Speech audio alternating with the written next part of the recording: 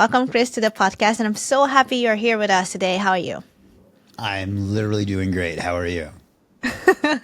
I'm so glad. This is our second episode. The first one was on the aspiring CMO, and now we are on the digital web solutions. This podcasting journey continues as long as I am host. I Oh, guess. I wonderful, guess over wonderful. here. You're the best host I've had. So, Thank you. Thank you. I hope you guys heard this.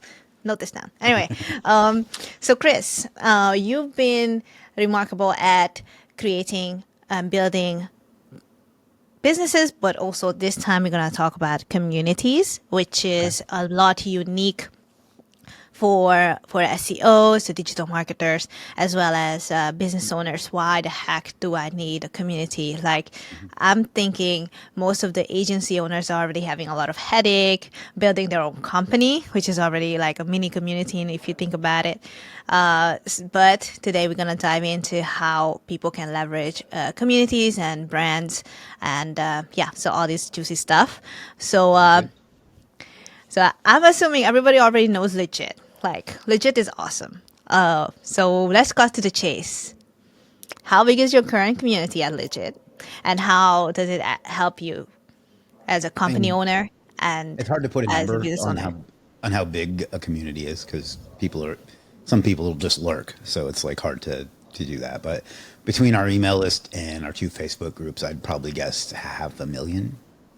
But 500,000, five hundred yeah, thousand that's a members. guess. It could be 300, it could be 600, but somewhere in that range would Of be course, it fluctuates. Yes, yeah, yeah. but on average, yes, you hit the gigantic number. So I mean, even 300,000 community Yeah. members. That's insane. So congratulations. And if you could share with us in detail, like how does it help you as a company owner to grow and stuff? So I'm gonna give a little backstory to begin with. Like, as I was doing when I started my freelancing career, one of the things I would do when I would deliver an order was invite people to a Facebook group, and that's how I started that community, which was the Superstar SEO community. And then when I launched Legit, that became kind of like our initial audience. So that's one way that it's valuable is that you can build distribution before you have even a product to sell. So other people that are good at that, and I don't know what you think of them personally, but like Logan Paul, before he ever had a product, just had a huge community from his channel. Same with Mr. Beast. So when you are going to start a business, you already have a customer base built in. So that's one thing. And then to give a little more backstory, even before I got into business, I worked in politics in like field, what's called field. You know, those like offices you'll see in your neighborhood, with like there. And my job was to get people in the neighborhood interested in our candidate, and that's kind of where I learned to create communities and the value of creating communities, I should say. So there's that, and then there's an intangible quality to it that you can't say it creates dollars, but it gets people really passionate about your brand and it's really an extension of branding, really about your brand and about you, and just learning to connect directly with people that creates a value that you can't really put a number on. And one thing I want to add to that is like I talked a lot about how it can like sell and how it can help you make money. It shouldn't be fully transactional either, and that's where I see a lot of people that take a course on how to create a community and they get it wrong, and it doesn't work. Is that it's just about them selling stuff, and it just becomes basically a free advertisement in their mind, and they don't really spend the time to get to know people and create a connection with them. So that's something you have to think about too. That's insane, but that's so true too because at the end of the day, how do you directly calculate ROI on a community? But it's obvious that if you have a bunch of people advocating for your brand, people will be buying from you at the end of the day. So I personally see that communities are becoming stronger and stronger. Why? Because we don't know what's real or not until we see the person now like face to face. Like Mm-hmm. you and I could be, talking as AI bots or something. Yeah. But because we have this podcast, because we've seen each other at conferences, now we know like, okay, Chris is a legit person. I'm a legit Hey. person. So yeah, I'm a legit person. So, and of course, when running the SEO Mastery Summit too, I see how impactful it is to bring people together. Now, it's a very heavy lifting, but it's worth it at the end. I also think that community building takes a really long time, but maybe you can correct me on this. What is It a depends on how you look normal at it. time? Like to build a big community obviously takes a long time, but even a small community of 50 to 100 people, you can do that pretty quickly. And if they're really passionate and committed to you and really like you, that can, I know people that have made their entire business around a small community like that. I don't recommend that. I think big is better. But it can work, you know. So yes and no. Like it can't to build a big community just by law of math takes a long time, but to build a passionate small one doesn't necessarily take a long time. It does require effort, but not necessarily time. That's amazing. I think one time I talked to someone who is specialized in like community-ish, but what he was telling me, like we always need a mission. Like you as a community have to like, or like a leader, like stand down really firmly and say this is what we believe in, or this is our mission, and that's how you basically gather people. Do Yeah, you I don't have think it has that? to be quite that serious, but there should definitely be like a core value that people there resonate with there and feel like they're a part of something. So a mission is one way to put it. To me, that's a little too militaristic. But yeah, I agree with, I think with what that person is trying to say is that it can't just be, it's the blank community. It has to be something that people like associate with and are proud to be part of that thing. My favorite example of this from a big brand that everybody will know is Coca-Cola. When I met you, I saw you when we were in India, and then while I was there, I like went around and did some tourist stuff, and it was very foreign to me. There'd be a store I can't pronounce in English, cow, woman walking around, and then Coca-Cola, exactly the same as it is everywhere else in the world. And then when I vacationed in Las Vegas last year, and they have a store there that's like 3 stories tall. It was busy all the time. It was a Coca-Cola store, and it was just like shirts and like souvenirs and stuff. It wasn't even actually the product. It was just their label on other stuff, and people were so excited to be part of that community just because they were that attached to that brand. So it's kind of like I said before, it's an extension of branding, and it's a way of doing that. And that's kind of what I mean there is that they have to have a thing that they connect with on kind of a visceral, emotional level to be a part of. And that's kind of what I think that person was trying to say in a different way. Yeah, yeah, 100%. I love the Coca-Cola example. I love when we can bring everyday items into our conversation so that it helps people to kind of connect the dots and understand these concepts. Yeah, I like how observant you were as well. Because I mean, I live in Asia, and I never really thought about like, oh, next to a cow there's a Coca Cola, and it's like Coca Cola is everywhere. And that's a good thinking as well. But what if? Here is the thing. Here, what if tomorrow you lost everything, your business, all the characters behind your back, all of them, you lost everything. Even the one That's that's a lot. me, All I the will. jokers are gone. Oh no.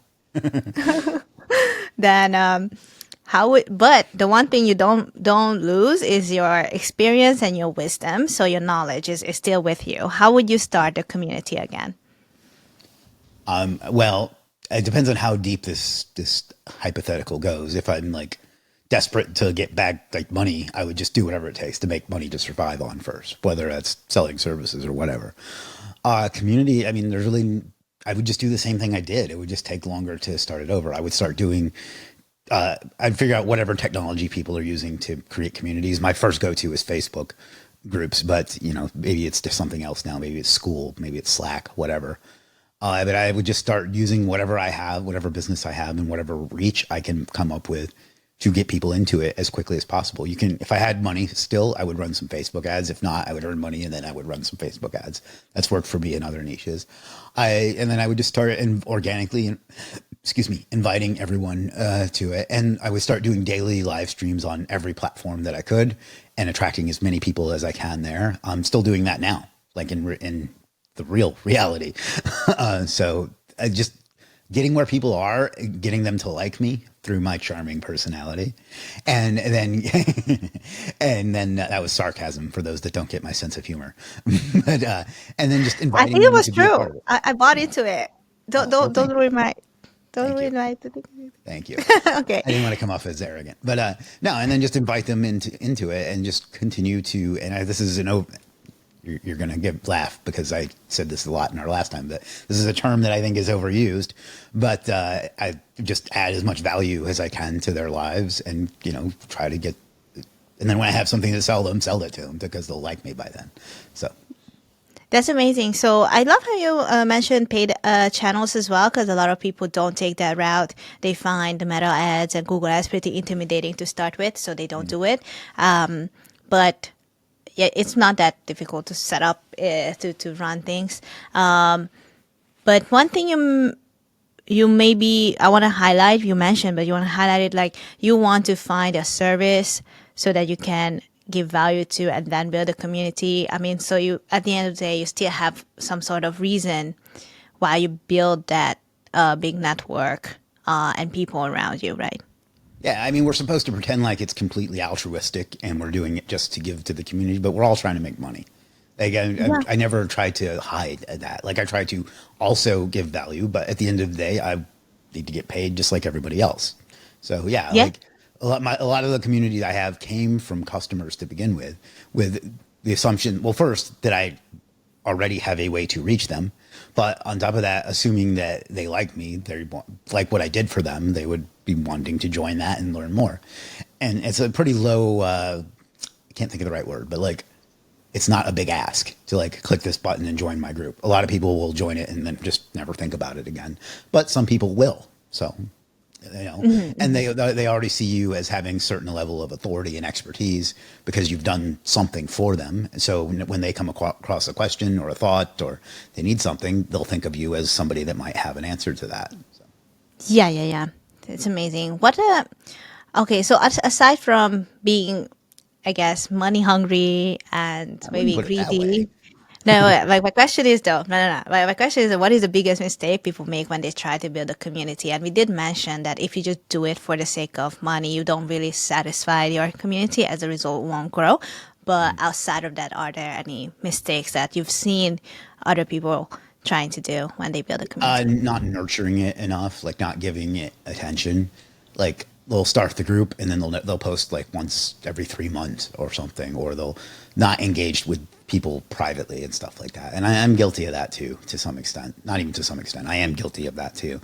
But it's something that cannot run on autopilot. It's not advertising; it's human beings, and if you want them to keep doing something for you, whether it's buying something or just like staying engaged, you have to do the work.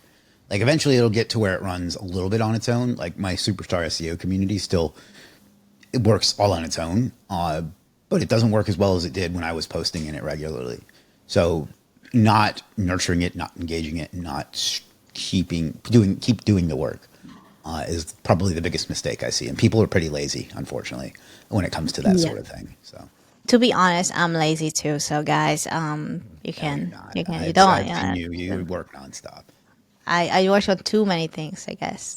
But it's a hard work. So my good friend Annie, she's really good at community management. I would say not. She's not the community leader, but she is really great at like interacting with people, catching up with people, and making sure that she's giving everyone kind of like their own one-on-one time with her, either as a message or even just talking to them. So Talking I about Annie think from Otis. yes, Annie from Otis. Yes, Yeah, yes. yeah, yeah. I've seen her doing She's that. very good at Yeah, that. Yeah. yeah. And I think she's the one who taught me about community management for the first time. And I'm just seeing her work. And guys, if you don't know what a community manager is, it's someone who makes sure that everyone feels welcome and engaged in the community. And so I guess like if you are someone like Chris, who is great at being the leader, you also need like a community manager, right, Chris? Yeah, I mean, there's a couple different layers to that too. You need someone just to do the adding or rejecting people from the group and like getting rid of the spam and the inevitable asshole. That's all right. Hope it's all right. I swear the inevitable asshole that you're going to get in those. You need that person. That doesn't necessarily need to be a visible person. But yeah, you also need someone, if you get to a point where you don't have the time to do it yourself, you need to have like a person that's the face of that. Like, I don't really like them as a company, but AHREFs has Tim Swallow who does that. And he's to the point that he's so visible that people think he's like the CEO, and he's just like I don't know what his title is, but he's like the community manager for them. So yeah, having someone that can do that is important. It's not an easy thing to find.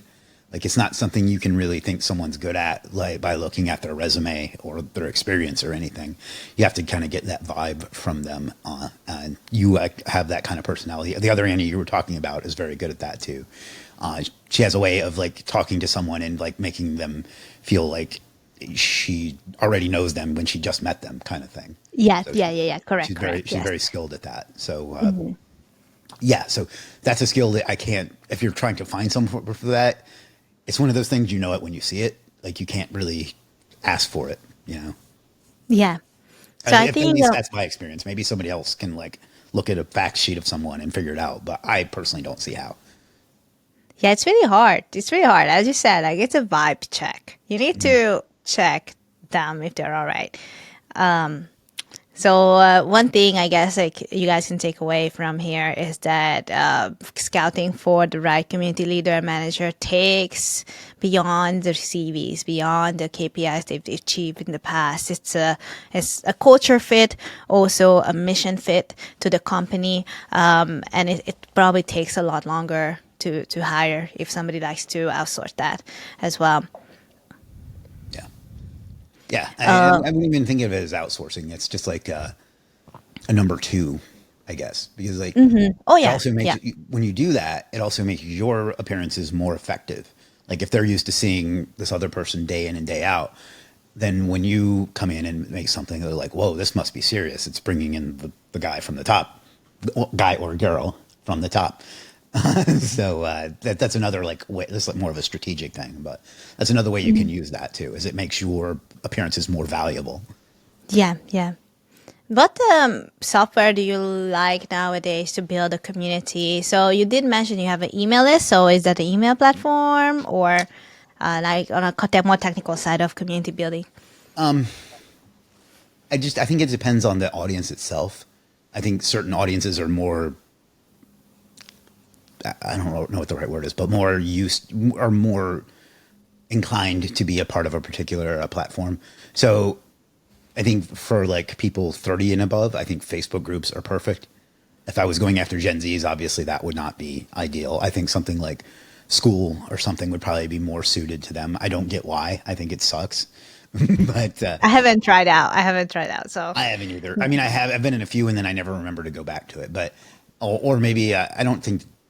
Yeah, I think that that's going to be the way you go with younger folks. I really am not speaking from experience, but Facebook groups are what I naturally gravitate to. And lately, I've gotten into a lot of like Slack or Discord communities. I prefer Slack, yeah, but they're pretty much the same thing.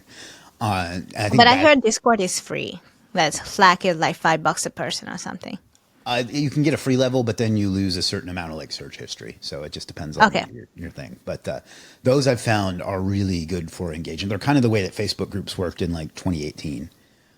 Yeah. So yeah, I'm starting to. We just started one for legit, as a matter of fact. But I'm starting to lean more that way. I think for the younger crowd, they prefer Discord. I don't really get why. To me, I find it like kind of chaotic. But I think those are probably the three that I would recommend. And email is kind of like, I don't really. That's a part of the community because it is a way to reach people, but for the most part, it's one way. Like, sometimes people will reply, but generally, when you send out a broadcast email and people reply, the reply is not usually kind. So, it's No, I want to say something here. I did reply to one newsletter last night because I just found it so valuable. And I just replied like, thanks team. Awesome content. yeah. I mean, you do get those, but generally, it's take me off your list. I never signed up for it, and you look for it, and they've been opening your Unsubscribe. email. They've been opening your email for years, but they insist they never signed up for it. But yeah. So, but anyway, the thing with email is, even though it's not completely one way, it's more or less Yeah, one it is more or less. Yes, yes, one way. yes. So It took it's me still like few valuable to months to have. Like reply. that's like you can go. There's an expression in copywriting. I need to go write myself a new car or house or something because if you write a good email, you can make a lot of money like with one click. But as far as actual interactive communities, I think Facebook groups are still a great way to go. They require a lot more nurturing because the way their algorithm works is no one actually goes to the group. They wait for the group to show up in their feed, and the only way to do that is to be engaging. And I'll tell you a hack on that in just a second. But I'm really learning more towards like Slack and Discord communities now. And the hack on that is occasionally you post like it's not exactly clickbait, but like I can't help but give my opinion question. So like, what's one term that you would like to see never used again, or something like that? Like something where people can't help can't help themselves but answer. Oh, It's not okay. even like But is super it valuable. community related? What's that? Uh, but are those questions like related to your topic in this case? Yeah, So, yeah. Like oh, okay. versus questions work really well. So like Ah, white hat mm-hmm. versus black hat in SEO, Okay. something like Yeah. that, where it's really not actually valuable, but like everybody will It answer starts the because discussion, right? right, everybody will answer because everybody has an opinion, and then that gets engagement, and that gets it in the feed, your group in their feed, and then they'll see the actual valuable stuff. That works on Yeah. it's kind of not relevant to the topic, but just as an aside, that works on like your personal social media as well. Sometimes I'll do like when I know I'm going to try to sell something later, I'll do what I call an engagement bomb first, and I'll just be like Mac versus PC, and I won't even ask a question. I'll just put that, and I'll like turn off notifications so I don't even see the responses, and I'll come back and it'll have hundreds of people arguing about it. I feel a little bad about that because I'm kind of manipulating people, but like, and then I'll post the thing that I actually want them to see, and they're more likely to see it that way. So, Of course. Yeah, yeah, yeah. I real don't think it's strategic. manipulation. Like people have the willpower to say yes, no, and these are fun questions. So it's not like you are doing something evil. No, but I am doing it to make money. So, yeah. Yeah. What one thing about communities I've been personally trying to figure out, like, do you need to have like strong values decided upfront to start a community? So that I don't know. I've always been thinking about that. I'm not sure if in order to start a community, do we need to like have some three core values that all the other people who are leader of this kind of community, they will reinforce those values, or is that just a company thing? Well, first of all, before we move on, another one I forgot is live streaming on YouTube works really well at building up a community because they feel like they're hanging out in the same room with you. That's worked Oh, really? oh yeah, during the pandemic, that was how I grew legit. Like I just did a live stream every single day, and we took off during the pandemic. As bad as that is to say, so I forgot that when you were answering that. Now to Oh, answer your actually, let's talk about live stream though, because I see more and more people doing live streams. I do get annoyed by the notification. I don't end up watching them. But do you still think it's a effective absolutely strategy? for the last like 2.5 weeks, I've done one every single day, and I can like not that it's about numbers, but I can like see my analytics take off. But also I've built like connections with the people. And what you'll find is the same people show up day after day after day after day after day. And you build a really like strong bond with them. And some of our best freelancers and customers came from the ones I did back in 2020. One of the things I'm trying to, this is again a little off topic, but one of the things I'm trying to do this year is do things that worked. Like for whatever reason, as entrepreneurs, we'll do something and it'll start working and then we just stop doing it. And I'm guilty of that too. And one of them was daily live streams, and another one was podcast interviews like this, and then some other things. So I've started doing them again, and it started working again. Funny how that works. But It's anyhow, just a to answer, natural way to build your personal branding. Then I think. yeah, absolutely. There's really very little difference between a community and a personal brand. If you're creating the community, it's an extension of your personal brand in a way. So, Yes, yes, correct. So, yeah, yeah, yeah. so as Well, to your, so back to the values. Do you care about those? Is it important? And yeah, if you do, I what think are so. your values? I think so. Otherwise, it's going to come back to just being a transactional thing where you're just trying to sell somebody something. I think you have to have. It doesn't have to be like like super explicit or preachy or anything like that. But I think there has to be a goal of the community around a certain value. So like, ours slogans at Legit have been get more stuff done, and then we switched to think big, and we're trying to put those into the content that we make and the interactions we have with people. We try to put those into it and get people, I don't want to say hooked, but like to buy into that and do that. And it's not so much anymore, but a great example of that back in the day was ClickFunnels. They had people that had almost like a religious devotion to that brand because of their different values and things like that. Whether they actually had values is another topic, but they were really good at that, and it's something that I think I've done pretty well with too. So, do you have to have it? I don't know. I do know that there was a program called Clients and Community that was very big that taught people how to use Facebook groups to make money. I felt like they didn't actually build communities, but they did have people build communities that made money. So do you have to have it? No. Should you? In my opinion, yes. Okay, okay, that makes sense. Also, cool key thing you mentioned is like having a goal in a community so that the person has the reason to show up.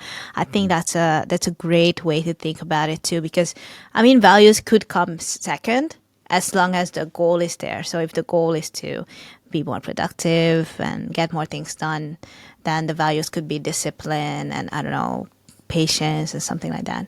Yeah. Yeah, yeah.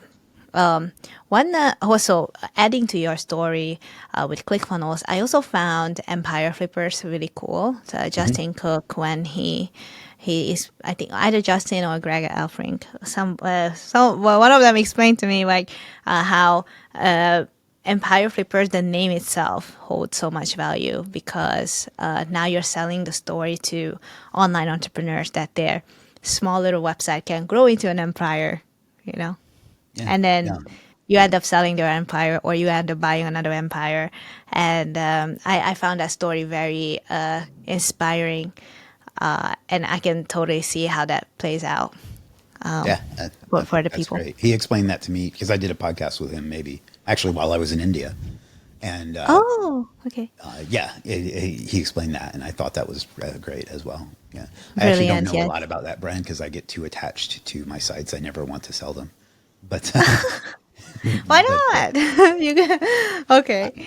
I don't know. I just it's not a great decision. Like I'm not saying that people should do it that, but I just get too Yes, attached.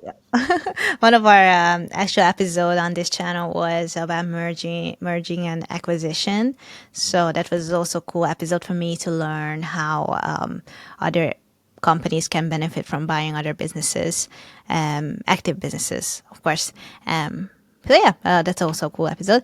Anyway, so let's go back to how to say so brands, right? So if I was a brand, and let's say you're talking to me, but you can see that one thing that can tell you that this person is just not ready to build a community. What is that thing that holds companies back from building their own community? Make sure I understand the question. Like, if I've talked to someone and in my mind, I think that they're not ready for a community for their brand, what makes me think that? Is that kind of what you're asking? Yeah, yeah, yeah. So like you come across me and like, she's not ready, or like, I can tell she had that something that stopping her from doing the community stuff. Yeah, generally it would be the motivation behind it. Okay. It's if they talk about I want to start a community and so it can make me some money. I know I've kind of touched on that a few times already, but to me that's the wrong reason to do it. Or if they don't have anything unique about what they do. Like I'm an agency going to start a community for agencies. I was like, okay, there's 1,000 of those. Like what makes yours unique? Josh Nelson, I don't know if you know him, but he has a great community for agency owners, and he has a very specific way that he interacts with them and a very specific topic about it. My friends Tom and Nick have a great community called Remote Millionaires or Offline Sharks, and they do a great job of bringing people into making their first money and then helping them scale up.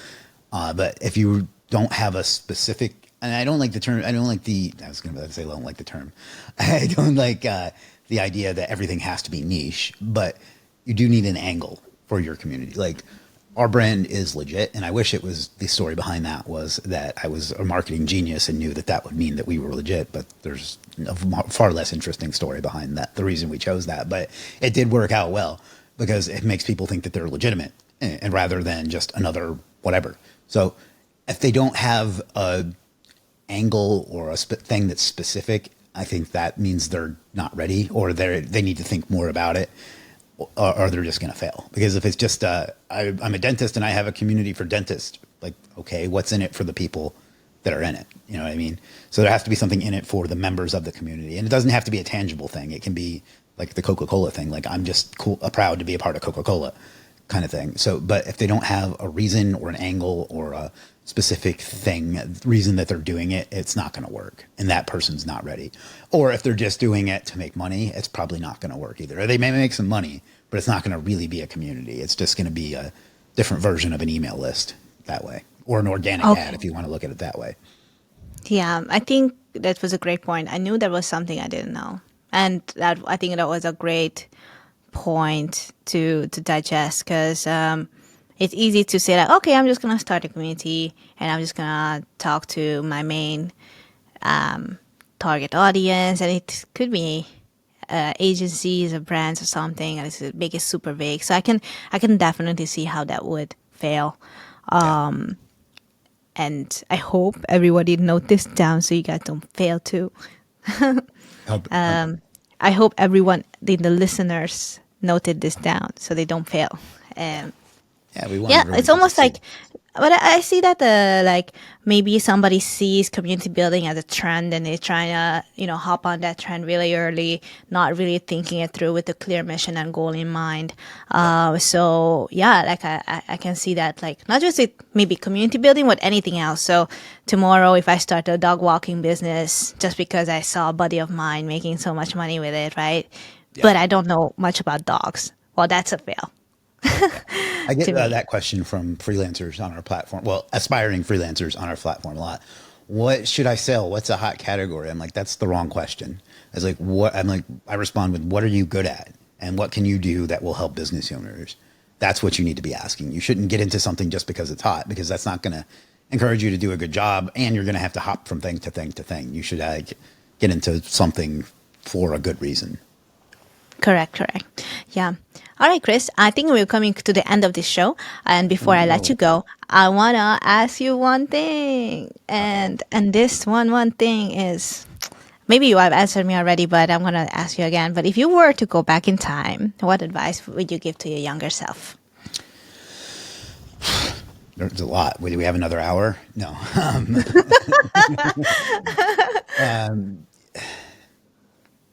I guess it would be to have a kind of what we just talked about, to have a goal to begin with. Like, we wasted a lot of time just starting and just making money. And in the beginning, you kind of have to do that because you got to keep the lights on.